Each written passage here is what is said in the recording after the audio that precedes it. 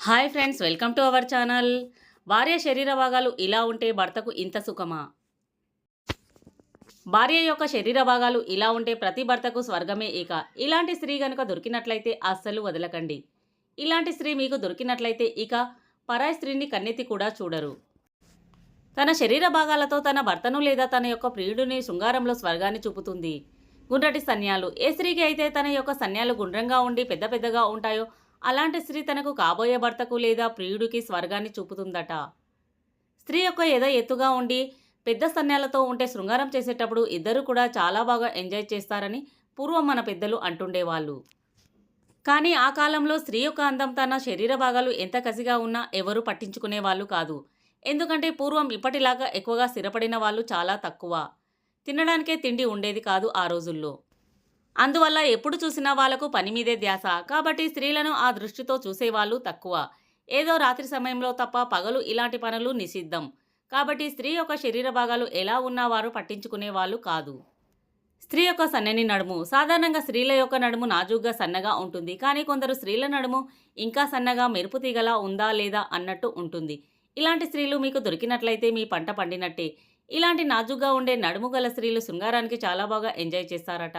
అంతేకాకుండా వారికి కామకోరికలు ఎక్కువగా ఉండి పురుషులను శృంగారంలో సుఖపెడతారట. రోజులో ఎన్నిసార్లన్నా శృంగారానికి ఓకే అంటారట. దొండపండు లాంటి పెదాలు. పెదాలు ఎర్రగా దొండపండులాగా ఉన్న అమ్మాయి దొరికితే పురుషులు రెచ్చిపోతారట. శృంగారం చేసే సమయంలో పురుషుడి యొక్క పెదాలతో స్త్రీ యొక్క పెదాలను నలుపుతూ శృంగారాన్ని ఇద్దరూ కూడా ఎంజాయ్ చేస్తారట. స్త్రీ తన ఎర్రటి పెదాలతో తన నాలుకతో నలుపుతూ పరాయి పురుషులను తమ బుట్టలో వేసుకోవాలని ప్రయత్నిస్తుంటారు. కొందరు పురుషులకు శృంగారం చేసేటప్పుడు ముద్దులు పెడుతూ శృంగారాన్ని ఆస్వాదించాలని కోరికగా ఉంటుంది. అలాంటి వాళ్లకు ఇలాంటి స్త్రీలు దొరికితే ఎంతో సంతోషిస్తారు. ఎంత ఎక్కువగా ముద్దులు పెడితే తను అంతగా ఎక్కువసేపు శృంగారాన్ని చేస్తారట. స్త్రీలు ముద్దులతో మగాన్ని రెచ్చగొట్టి మరీ శృంగారాన్ని చేయించుకుంటారు. లోతైన బొడ్డు. ఏ స్త్రీకైతే లోతుగా బొడ్డు ఉంటుందో అలాంటి స్త్రీని పురుషులు ఎక్కువగా ఇష్టపడుతుంటారు.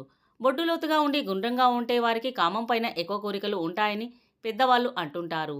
ఇలాంటి స్త్రీలు రతి క్రీడలో రకరకాల భంగిమల్లో శృంగారాన్ని చేయించుకోవడానికి ఇష్టపడుతూ ఉంటారు.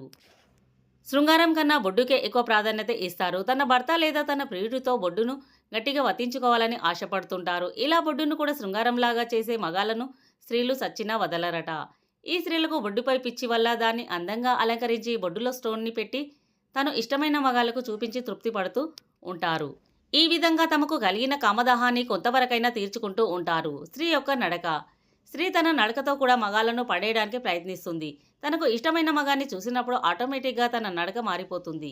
వయ్యారంగా వంపులు తిరుగుతూ స్టైల్గా అతని ముందు నడుస్తుంటే ఆ మగాడికి ఇట్టే అర్థమైపోతుంది, నా కోసమే ఇలా చేస్తుందని. స్త్రీలే ఇలా చేస్తుంటే ఏ పురుషుడు మాత్రం ఊరుకుంటాడు?